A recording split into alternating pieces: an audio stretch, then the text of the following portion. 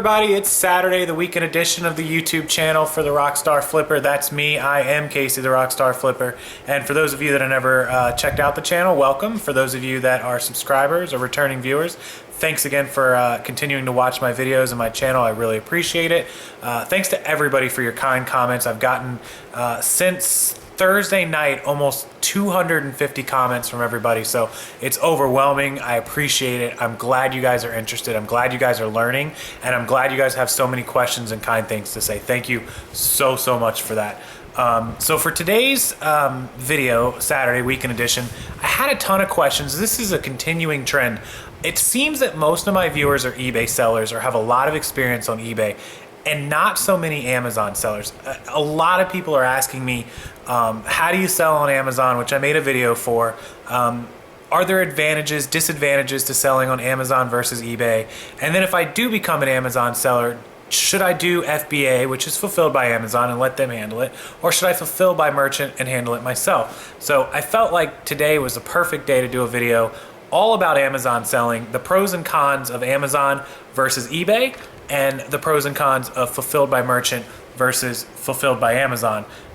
So we're going to cover both of those sides of the business as far as selling on Amazon goes, as opposed to eBay, and shipping the items yourself as opposed to letting Amazon handle them. So I hope that those of you that are not Amazon sellers learn enough about this to make a decision whether you want to sell on Amazon, or those of you that are Amazon sellers will learn some new things that might help you along with your Amazon business, especially if you just got started on Amazon. I've been actively selling on eBay in my current account, my current business, for several years. Total probably 6-7 years on eBay. Amazon I've only been 2 years on. So I have learned a lot in 2 years, but there's still a lot I have to learn, I'm sure. But hopefully this will help everybody. So let's jump into it. All right, guys, so we jumped over to my computer screen here, and I'm going to show you guys the differences in eBay and Amazon as far as the selling part goes. And most people, whether you use Amazon or don't, know that the biggest difference is that Amazon does not use PayPal to collect payments from your customers. Amazon collects the payments, however the customer chooses to pay for their item, directly, and then deposits that amount into a sitting account. And then every 14 days, Amazon transfers that money over to your bank account. So basically, when you log into your account, you will see this statement here. This is your payment statement. It'll tell you the date that your transfer is going to happen and the current amount that's transferring. And then underneath of that, you will see a breakdown of everything that you've done. It shows your product charges, which is how much your items have sold for, less your Amazon fees, which are right there. And then other is your shipping credits. Every time you sell an item, you get a shipping credit. So that's added onto your account. These black numbers are your positive and the red ones are the negatives. Obviously, the Amazon fee is a negative, so that comes off of your account. And it gives you a subtotal. And then under that is any chargebacks that you have as far as the fees and the chargebacks and shipping credits. So right now I've got one item that's under return for a chargeback. Customer said he never got it. However, he did. The tracking shows delivered with confirmation, so we're just waiting for that to be resolved. But until that gets resolved, they're holding $12.42. Similar to a PayPal hold, but it's just being held in my Amazon account. So if this gets resolved before my transfer date, it will go into my account, and if it doesn't, it'll still just show negative until the next transfer. And then under that is the cost of shipping charges. You buy your shipping labels directly through Amazon, same as you would eBay through PayPal, but instead of deducting the money out of your PayPal account, this deducts the shipping charges right out of your standing Amazon account. And then that basically gives you a total. It takes that total of shipping, Amazon fees, and any chargebacks off of your total sales, and that gives us our amount of $1,069. I have a $28.98 unavailable balance, and that is from a pending refund that I processed. Sometimes they take up to 48 hours. So I refunded somebody $28.98, and that will come off of my account. It's right away. It's already showing, but it takes 24 to 48 hours to go away. And so that gives you the amount that's transferring to your bank account. And that's how the payment situation works on PayPal or on Amazon opposed to PayPal for eBay. So you can't transfer your money every day, which is kind of a downside of Amazon. It's every 14 days. Back probably as recently as a year ago, it was allowed, and a lot of companies that had been selling on Amazon for longer than the last 2 years were grandfathered in, and they could still transfer their funds every single day. I believe there are still some accounts that do that, but most of them had been migrated over to the every 14-day transfer date. And if you start an account now, you'll absolutely be on the 14-day. It has nothing to do with holds or bad accounts or bad feedback. It's simply the way that Amazon went to hold the money for 2 weeks in order to ensure if you had returns or chargebacks or anything of that nature that that it would be taken care of. They've gone a step farther than eBay and PayPal did by mandating that for everyone and making it a maximum or a minimum 14-day hold. eBay, PayPal releases the funds after it shows delivered or positive feedback. Not on Amazon. You will wait the 14 days, and that's all there is to it. And they transfer an ACH to your bank account that's on file, which takes like for me, it takes 2 days, and it's available at midnight the second day. So my transfer on Tuesday, it doesn't hit Wednesday. It hits Thursday at midnight, which means I actually get it on Friday. So it's literally almost 3 days till you have the money. So 14-day transfer and then 3 more days till you get the money. So keep that in mind when you're selling on Amazon. Make sure you have the ability to hold the merchandise and hold for the payment until it comes through. So that's the number one big difference between the two platforms. Okay, the next difference we're going to look at is listing an item. They're very, very similar with listing. The only two big differences between eBay and Amazon, the biggest one is you can't sell broken merchandise on Amazon like you can on eBay. eBay has a category for, that as is broken merchandise, parts not working. Amazon does not. Now, a lot of people, and I've seen it, a lot of sellers list merchandise as is for parts under the used acceptable, but if Amazon catches it, they'll flag it, they'll remove it, and if you get that done to you too many times, they can ban your account, kick you off. So you're not supposed to sell anything broken or damaged on Amazon. That's number one. Okay, so I can show you guys when you go to list an item here, Grand Theft Auto. We'll just do Grand Theft Auto 5 PS4. You click on the item, and then you come down here and click this little button that says use new, shows you the prices. If you see at the top of your screen once you have this open, it says do you have one to sell. You click yes, or just click the link, and it opens it up, and then you can select new, used, acceptable, good, very good, like new, and then you've got collectible. There's no broken category here, so you can't select that. How can I sell in other conditions? Refurbished you can sell, but you have to be approved, so we don't even worry about that. But there's no broken, so you guys can see that. No broken. You have to put your condition notes here, and if you list an item as broken, Amazon will find it and remove it pretty quickly. So you guys get a good idea right there of why they don't allow that as they do on eBay. So that's big difference number one with your listing as far as actually putting the item up. And the second big difference of listing items directly on Amazon is that there are categories and conditions that are restricted or limited. For example, in this Grand Theft Auto 5, you can't list this as refurbished. I would imagine that's because it's a video game and that's not really something you refurbish.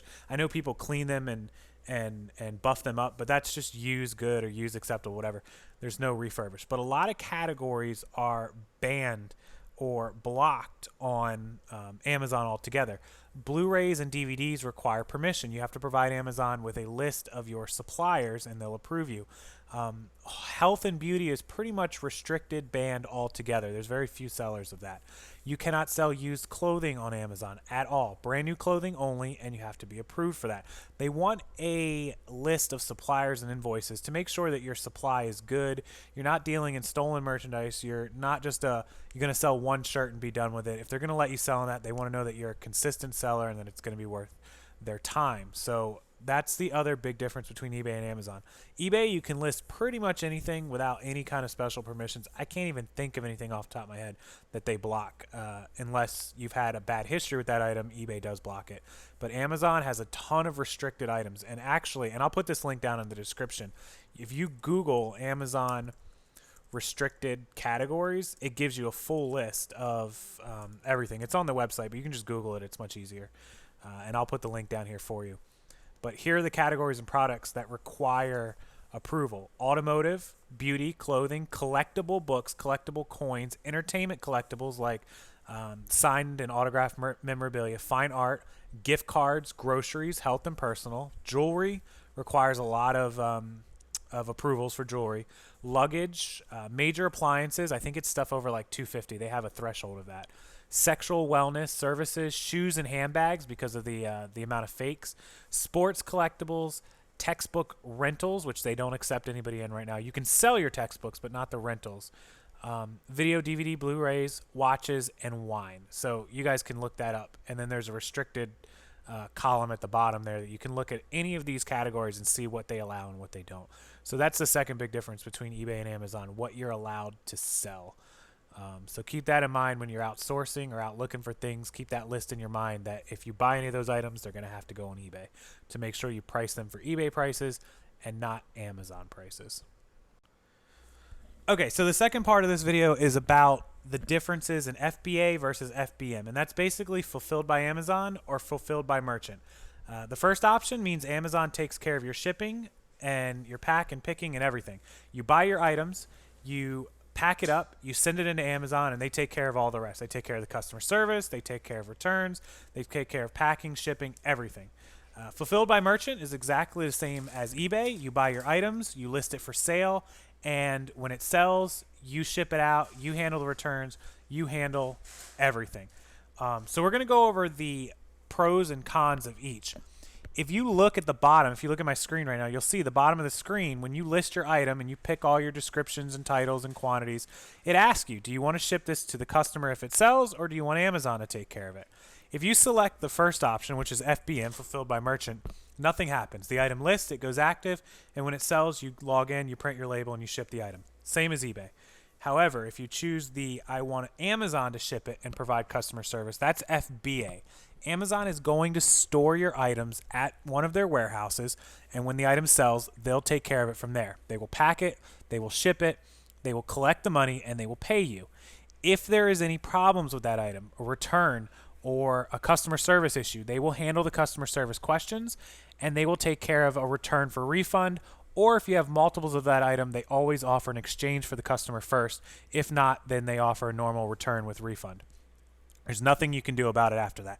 They handle it top to bottom.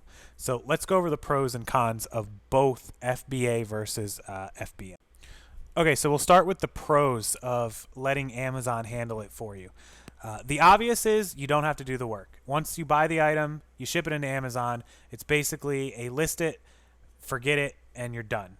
That's it. They handle everything top to bottom, which is really good. You don't have to have storage. You don't have to have space. You don't have to keep track of inventory. And you don't have to have employees to handle your shipping. So that's pro number one, and it's a huge pro. It's the main reason why everybody that is FBA sellers are FBA sellers. That's by far the number one reason. Number two is that FBA will handle your customer service. A lot of people don't like dealing with customers. They don't like to handle that side of it. And if you do FBA, then you don't have to do it. They'll answer the questions. They'll answer the returns.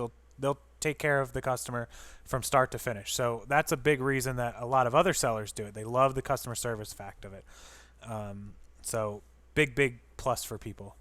Number three is when you list an item FBA and it appears on the Amazon website, it shows up that it's in an Amazon website, or in an Amazon warehouse, which attracts a lot of buyers. People like that fulfilled by Amazon wording on the listing. They feel like they can trust it better. They feel like it's a more higher quality seller, higher quality product, or a better chance that they're going to get a good product. So that's another reason that people use FBA.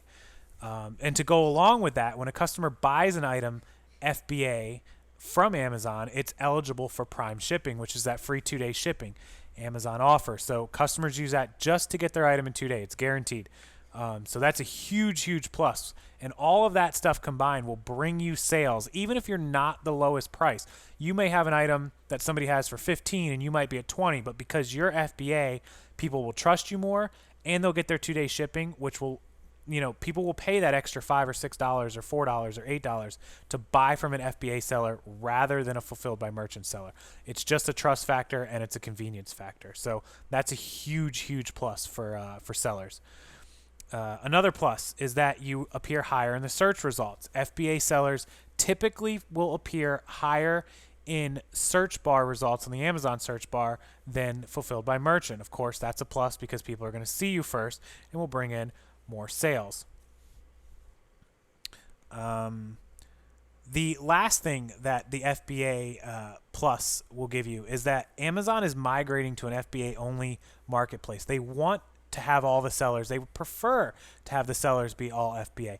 It's more convenient, it's easier, it guarantees they handle the customer service, and of course they get paid for their FBA fee. So in the long run, I've heard that Amazon is not going to allow sellers to sell FBM in the future, or very, very little. So you might as well get used to that, that thought and be ready for it by being an FBA seller now. Okay, so that's a lot of the pluses for FBA. Let's talk about a lot of the negatives for FBA, which there are quite a few, and they're pretty important. So the first big negative, which is the biggest reason why a lot of people don't use FBA, it costs money. They charge a fee. It can be $1, $2, $3 for Amazon to handle it, pick it, pack it, and ship it. Now that's basically the cost of an employee. The second charge that they charge you is inbound shipping. You have to get your products to the Amazon warehouse. Now Amazon will give you a super cheap shipping label, but you still have to pay for that shipping to get it there. So let's say you go out and buy 50 video games and you want to ship them into Amazon's warehouse. Normally that would cost you $2 or $3 a game, even in bulk. You might be $1 a game. You might charge, $50 to $100 in shipping. Now they're going to get their bulk shipping rate through the USPS or UPS. They'll send you a label, which is only going to cost you maybe like $10 to mail all those products in, but it's still a cost that you incurred to mail to their warehouse. So second fee, you're paying for the picking and packing fee. You're also paying for the inbound shipping to Amazon. The number 3 thing that people don't like about FBA, they're not in control of their own merchandise. They're not in control of their own inventory. And if you ever want to get that inventory back from Amazon, you have to pay a fee for them to ship it back to you and to remove it from their warehouse. So keep that in mind. If you ever want the items back, it's going to cost you. It's going to cost you the labor to get it back, and it's going to cost you the shipping to get it back. The number 4 thing that they don't like about Amazon FBA is the customer service. You don't have an option to negotiate with a customer or work something out. It's a return and refund or a return and exchange, period. And if the customer sends something back, an empty package as a return, you're out of luck. You're getting the refund. You're not getting your product back. If you handle it yourself and the customer sends you an empty envelope back, you kind of have a way to sort of work it out with Amazon where they'll eat the cost and they'll investigate. The customer can get blocked from Amazon. It's not easy, not as easy as eBay, but you at least have a fighting chance. Fulfilled by Amazon, nothing. They return it, they refund it, or they exchange it, and it's done. No matter what the customer sends back, no matter what the reason. You could sell a sealed item. The customer opens it and says the color wasn't bright enough. You're out. That's the way it's handled. And you don't really have a say in being nice to the customer. You can't send that really nice message. You can't send the thank you notes. None of that happens. Amazon handles it all, and it's really, I don't like that. Personally, I'm not a fan of that. So that's, one of the bigger reasons why people don't like FBA. And the last reason that people don't like Amazon FBA, which is not a major reason, but for some people it is, you cannot cross-post. So we all know that somebody buys 100 of something and they want to put that up on Amazon and eBay. If the item is in Amazon's warehouse, you can't cross-post because they're not going to ship somewhere else for you. So you either have to just send some of the items to Amazon, or you have to take care of it all yourself. So using Amazon FBA at that point, if you want to list the items, on eBay, on Amazon, on Facebook, on Craigslist, you can't. If it's at the Amazon warehouse, it's only Amazon, and that's the only place you have to sell it. So that's the last reason why people do not like Amazon FBA. All right, I hope that those pros and cons from FBA versus FBM and Amazon versus eBay helped everybody. If you don't sell on Amazon, it's definitely a good marketplace to go. There are a lot of products to try, a lot of products that sell well there. They sell higher than eBay, and it's a great marketplace to sell on if you're willing to wait for the payments, wait for the money. I recommend selling FBM. FBA is great. I can see how it, why a lot of people love it, but it's just not something I like. I like to handle and be in control of my own products, my own things, my own customer service, but it might work for you. You never know. So give it a try.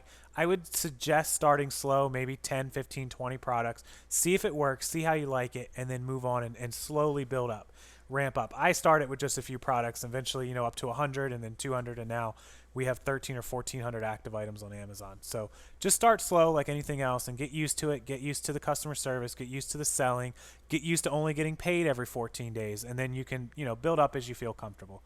And then I'm going to put a link to my video on how to list on Amazon, which is step-by-step making a listing. and hopefully that will help you guys as well. Thanks so much for watching, and make sure to like the video so I know you guys liked it. Let me know if I left anything out, or if you have any other questions about Amazon or FBA or FBM. How to create an FBA shipment is also in one of my videos. You can check that out. I'll put the link to that one as well. So look for both of those links down in the bottom, and under those will be my social media links. You guys can follow us or like us on social media, Facebook, Twitter, and Instagram. All three I'm active on. And if you have any questions, make sure to get them in for next week's Friday Q&A, and I will see you guys tomorrow on Sunday. Thanks a lot.